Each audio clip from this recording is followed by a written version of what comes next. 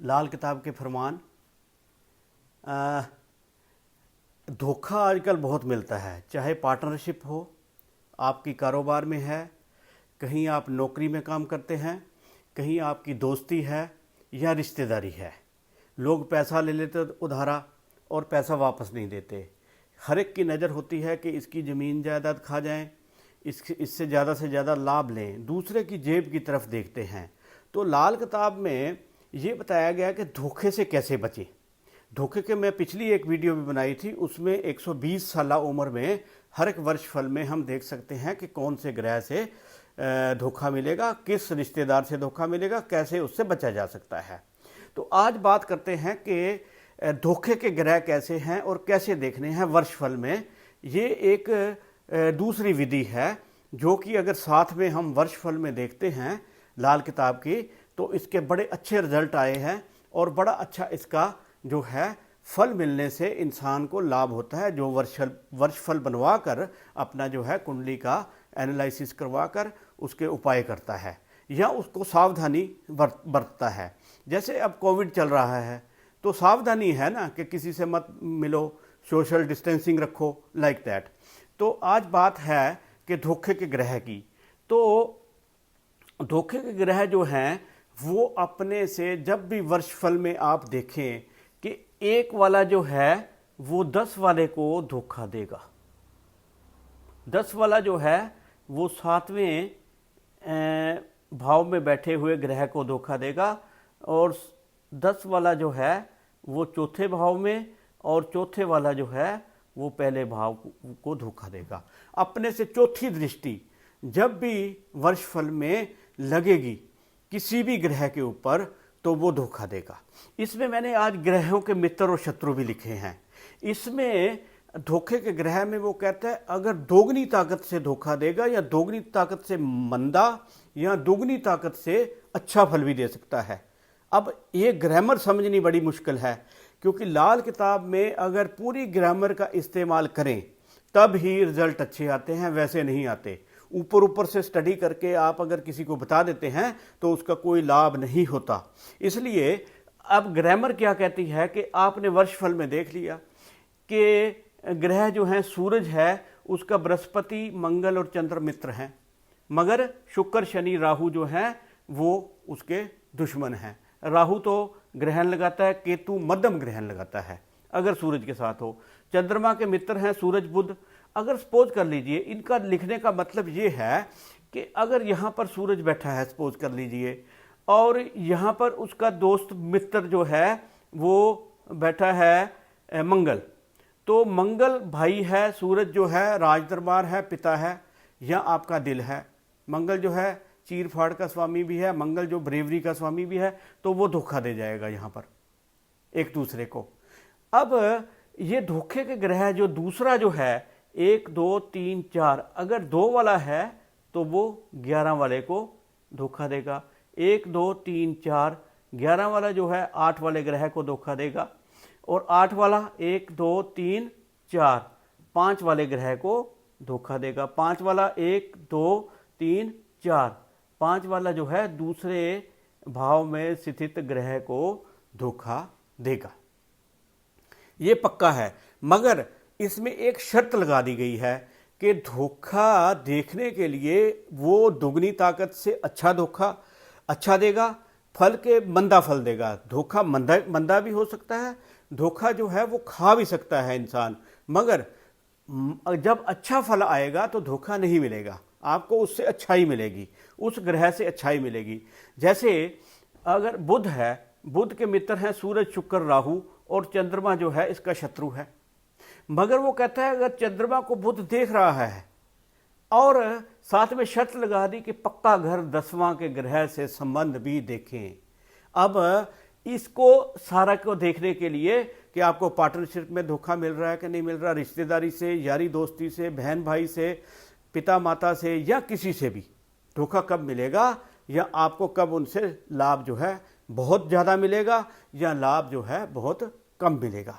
इसके लिए 3 शर्तें देखनी बनती हैं। अगर लाल किताब की ग्रामर को अच्छी तरह समझा जाए तो 3 शर्तें कौन सी है। नंबर 1 तो 10वां घर पक्का घर, 10वें घर का स्वामी जो है वो शनि है पक्के का। तो शनि की पोजीशन देख लें, क्योंकि कहता है कि 10वां घर पक्का घर है, किस्मत की बुनियाद का मैदान है। किस्मत की बुनियाद का मैदान जो इंसान की है वो 10वां घर है। और अगर दूसरा घर खाली हो, अगर 10वां घर आपने देखा, साथ में दूसरा घर भी देखना है कि अगर वो खाली हो और उसमें तब वो 10वां घर सोया हुआ माना जाएगा। अगर दूसरा घर खाली है तो वो सोया हुआ माना जाएगा। अगर दूसरे घर में शनि है या इस ग्रह के मित्र बैठे हैं इस घर से, तो फिर इसको जागता हुआ माना जाएंगे, इसके फल जो है अच्छे होंगे। 10वें ग्रह का ग्रह शक की दोगुनी ताकत का होता है। 10वें घर का ग्रह शक की दोगुनी ताकत का होता है। जैसे बृहस्पति आ गया सपोज कर लो, तो दोगुनी ताकत का शक्की हो गया। चाहे वो अच्छा भी देगा तो दुगुना फल देगा, अगर वो मंदा फल देगा तो दुगना मंदा फल देगा। इसलिए आपको इसका और इसका भी संबंध देखना है। दूसरी बात यह है कि इसके अनुसार क्या है, जागता हुआ घर देखना है तो शनि इसको जगाएगा। शनि क्योंकि 10वें घर का पक्का घर है, ग्रह है, तो शनि से इस घर से वर्षफल के अनुसार आया हुआ हम ग्रह धोखे का ग्रह लेते हैं जो अच्छा या बुरा फल देगा। अब एक और शर्त आ गई कि नंबर 8 में बैठा हुआ ग्रह अगर मंदा है तो वो दुगना मंदा फल देगा आपको। जैसे सपोज कर लो कि किसी का 10वें घर में सूरज बैठा है, तो सूरज क्या है, आपके राज दरबार का स्वामी है। 10वां घर व्यापार का भी है, 10वां घर प्रोफेशन भी है, नौकरी भी है। 10वां घर जो है अगर वो अंधों वाला टेवा हो तो उसका अलग फल होगा। मगर 10वें घर का अगर हमने फल देखना है तो 8वें घर में जो कोई भी ग्रह बैठा है वो अगर तो अच्छा है तो वो दुगना अच्छा फल देगा इसको भी। और अगर यहाँ पर मंदा बैठा है कोई, मंदा कौन है यहाँ पर, चंद्रमा यहाँ पर 8वें घर में मंदा हो जाता है, तो वो दुगना जो है मंदा फल देगा, वो नेक फल नहीं देगा। अगर 8-2 खाली हों, अगर 8-2 खाली हों, हमने 10वें घर को देखना है कि ये जो कौन सा ग्रह किस वर्ष में अच्छा फल दे रहा है या मंदा फल दे रहा है। तो 8 और 2 अगर दोनों खाली हों तो हमने देखना 3, 5 और 11वां भाव, इसको देखेंगे। अगर इसमें कौन से ग्रह मददगार बैठे हैं कि दुश्मन ग्रह बैठे हैं, उस हिसाब से हम उसका फल करेंगे। अगर ये भी खाली हों, 3, 5 और 11 नंबर खाना भी खाली हो, तो क्या है, हम शनि से देखेंगे, क्योंकि 10वां घर पक्का है शनि का, तो शनि से देखेंगे। अगर शनि की हालत अच्छी हुई तो सारे ग्रह जो अगर टक्कर देने वाले भी हैं या वो धोखा देने वाले भी हैं, जैसे 1 नंबर 4 को दे रहा है, 1 नंबर जो है 10वें खाने को दे रहा है, 10वां जो है 7वें को दे रहा है, 7वां चौथे को दे रहा है, चौथा पहले भाव में बैठे हुए ग्रह को मंदा या अच्छा फल देगा, धोखे का फल देगा कि अच्छा फल देगा। ये 10वें घर से और 8वें घर से, दूसरे घर से, तीसरे, 5वें और 11वें या शनि की स्थिति से हम जान सकते हैं कि पार्टनरशिप में धोखा होगा, पत्नी जो है पति को धोखा देगी, पति जो है पत्नी को धोखा देगा, या कोई आपका यार दोस्त आपको धोखा देगा। ये सब देखने के लिए इसमें जाना जा सकता है। अगर सपोज कर लो 10वें खाने में पहले भी बताया गया कि अंधे ग्रह वाली जो टेवा है कैसे बनता है, कि 10वें भाव में अगर 2 दुश्मन ग्रह बैठे हों, दुश्मन कौन से, जैसे चंद्रमा के साथ केतु बैठ जाए, या मंगल के साथ बुध बैठ जाए, या बृहस्पति के साथ शुक्र या बुध बैठ जाए, शुक्र के साथ सूर्य या चंद्रमा या राहु यहाँ पर बैठ जाए, या केतु के साथ चंद्रमा मंगल बैठ जाए, तो क्या है, अंधों वाला टेवा हो जाता है। उस इंसान को चौरस्ते पे खड़ा हुआ अपने आप को महसूस करेगा कि भाई मैं कहाँ पर जाऊँ, क्या काम करूँ, क्योंकि उसको 60 साल की उम्र में भी पता नहीं लगेगा अगर उसके जन्म में अंधों वाला टेवा है।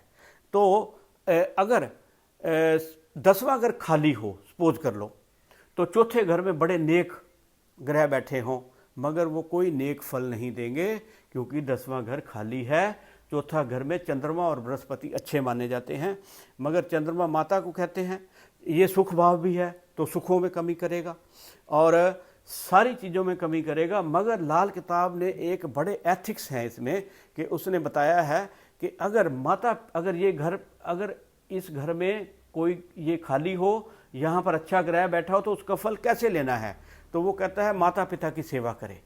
इसलिए पार्टनरशिप से कब धोखा मिलेगा, या किसी से कब आपको धोखा मिलेगा या कब बहुत नेक फल मिलेंगे, ये हम कुंडली से जान सकते हैं। मगर पक्का घर 10वां देखना पड़ता है और धोखे के ग्रह भी साथ में देखने पड़ते हैं। अगर आपका कोई भी सवाल हो तो आप जनरल सवाल मेरे से कर सकते हैं। सत श्री अकाल।